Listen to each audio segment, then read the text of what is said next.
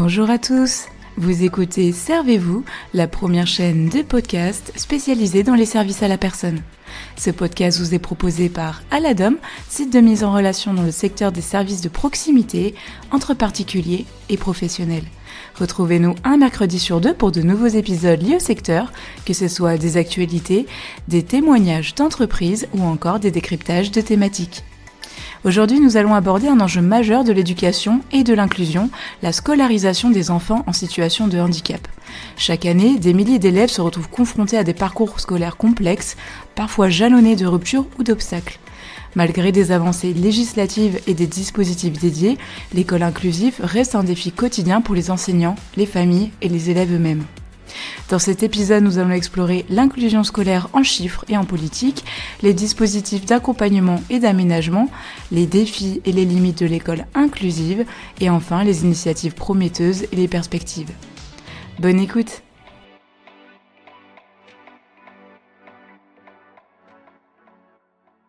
On va tout d'abord parler de l'inclusion scolaire en chiffres et en politique. En effet, la rentrée 2025 a marqué un record historique. 520 600 enfants en situation de handicap ont fait leur rentrée dans un établissement scolaire, soit une augmentation de 50% depuis 2018. Cette progression reflète l'élargissement de la définition du handicap par la loi de 2005 sur l'égalité des droits et des chances, permettant d'inclure de nombreux élèves souffrant de troubles cognitifs, psychiques ou de neurodéveloppement tels que les troubles 10 ou le TDAH. Cependant, malgré ces avancées, des difficultés persistent. Une enquête de l'UNAPI révèle que 13% des enfants en établissements médico-sociaux n'ont qu'un cours hebdomadaire et 38% en ont moins de 6 heures. De plus, environ 27 000 élèves étaient scolarisés à temps partiel en 2024 et 67 000 uniquement en établissements médico-sociaux, dont certains sans aucune scolarisation.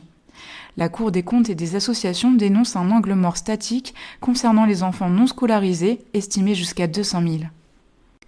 Pour soutenir cette scolarisation massive, l'État a multiplié les dispositifs.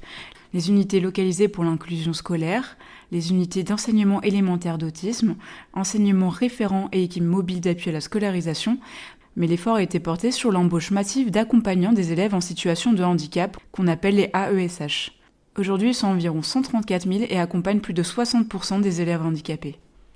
En effet, les AESH facilitent l'inclusion des élèves en les aidant à suivre le programme scolaire et à développer leur autonomie. Ils accompagnent également les enseignants, souvent démunis face aux besoins particuliers des élèves. Parallèlement, des unités spécialisées permettent un enseignement en petits groupes et favorisent la participation en classe ordinaire.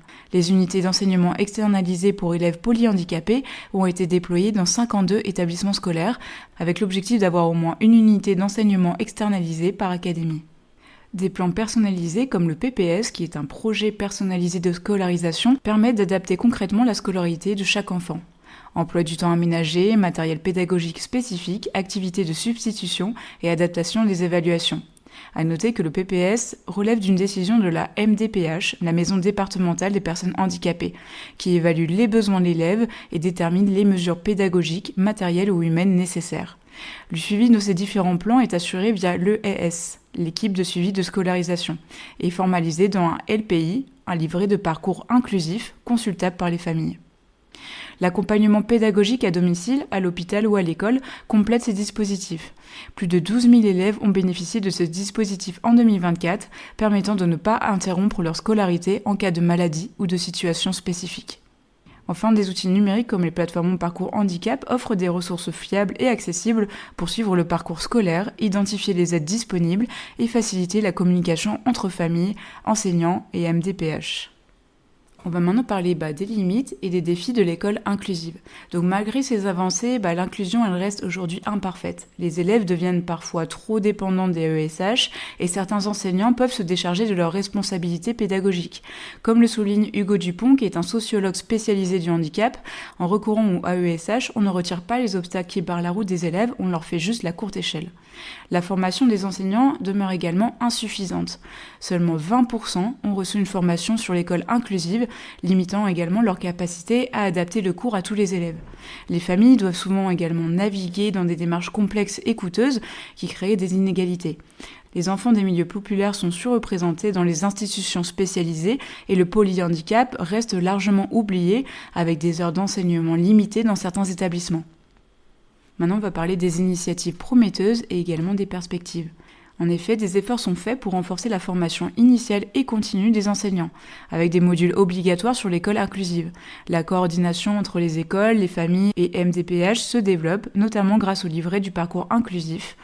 Les PAS, donc les pôles d'appui à la scolarité, près de 500 déployés en 2025, offrent un soutien souple et réactif aux élèves rencontrant des difficultés avec des éducateurs spécialisés et des professionnels médico-sociaux. L'accessibilité universelle, qu'il s'agisse de supports pédagogiques ou de simples ajustements comme la taille de police pour réduire la dépendance ou AESH, et favoriser l'autonomie des élèves. Il y a également des plateformes numériques et des ressources pédagogiques qui sont accessibles et qui constituent également un levier important pour une école inclusive. Donc le message est clair, une école véritablement inclusive ne se limite pas à l'aide humaine. Il faut repenser l'école elle-même pour que tous les enfants puissent apprendre dans un environnement adapté et équitable. Pour résumer, l'école inclusive a parcouru un long chemin depuis la loi de 2005, avec une scolarisation massive et des dispositifs multiples pour accompagner les élèves en situation de handicap. Mais les défis restent encore nombreux, la formation des enseignants, l'accessibilité pédagogique, la dépendance au AESH et des inégalités selon le milieu social. Et bien maintenant c'est à vous. Que pensez-vous déjà des dispositifs actuels ? Avez-vous vécu des expériences avec l'école inclusive, soit en tant que parent, élève ou professionnel ? Eh bien je serais ravie d'échanger avec vous sur les réseaux sociaux. Voilà, c'est tout pour cet épisode, j'espère sincèrement qu'il vous a plu. Donc comme d'habitude, si vous avez aimé ce format, n'hésitez pas à suivre le compte Instagram servez-vous-podcast pour ne rater aucune sortie. Je vous souhaite à toutes et à tous une bonne journée ou soirée et je vous dis à bientôt pour un prochain épisode.